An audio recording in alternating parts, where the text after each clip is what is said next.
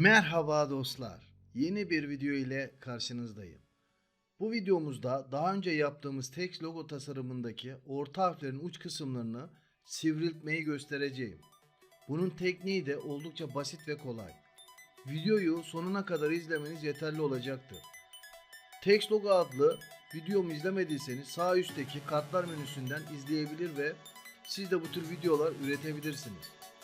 Videonun sonunda görüşmek üzere. İyi seyirler.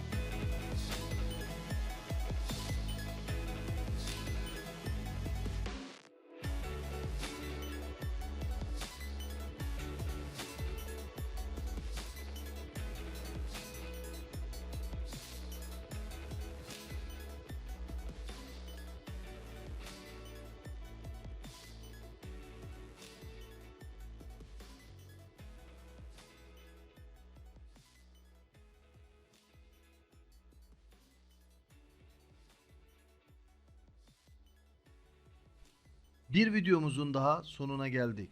Beni izlediğiniz için çok teşekkür ederim. Videomu beğendiyseniz beğen butonuna basabilir, video hakkındaki görüşleriniz, önerileriniz ve hangi tarz videolar gelmesini isterseniz yorumunuzu bırakabilirsiniz. Ayrıca kanalıma abone olmadıysanız abone olarak bana destek verebilir ve bana katkı sağlayabilirsiniz. Bu arada yeni videolardan haberdar olmak için lütfen çan sesini açın.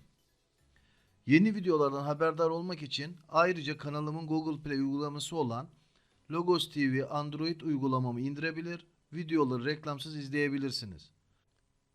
Gelişmemde katkı sağlayıp beni ileri taşımak isterseniz de yapacağınız tek şey videoyu kendi sayfalarınızda ve diğer sosyal medya sayfalarında paylaşmanızdır. Yeni bir videoda görüşmek dileğiyle, hoşça kalın, mutlu kalın, benimle kalın. Sağlıklı kalın.